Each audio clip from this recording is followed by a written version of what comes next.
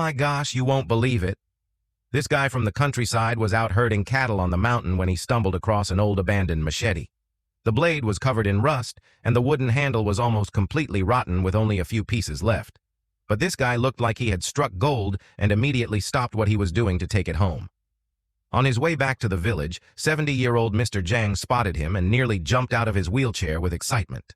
Mr. Zhang instantly recognized that the machete must be an antique, probably over 100 years old, and asked the man where he found it. The man, now even more thrilled, figured this machete had to have a big history and decided to take it home for restoration. When he got back, his wife saw the rusty old machete and immediately scolded him, asking if he had lost his mind. She said, "You're ditching the cows to pick up this junk. The cows are worth way more." But the man wasn't bothered at all. He thought his wife was being short-sighted and was determined to restore the machete himself.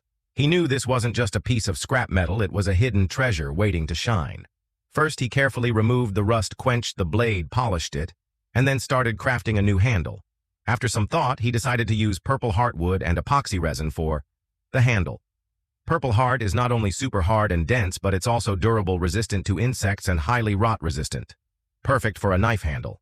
And the epoxy resin would keep the handle secure, providing impact resistance and long-lasting stability. After precise cutting, sanding, and testing, the man finally completed all the parts for the handle. He screwed the handle into place, making adjustments and refinements along the way. Amazingly, it only took him 5 days to fully restore this antique machete to perfection. In the sunlight, the blade gleamed brightly. It was unbelievable how well it turned out. A wealthy man from the neighboring village saw the machete and immediately recognized its value, offering $100,000 to add it to his collection. The man couldn't have been happier, abandoning the cows completely and heading to the mountains every day to hunt for more treasures. When his wife found out, she deeply regretted her earlier words and made a complete 180 now, serving him tea and cooking him special meals every day. Next, we'll continue watching the man's restoration process.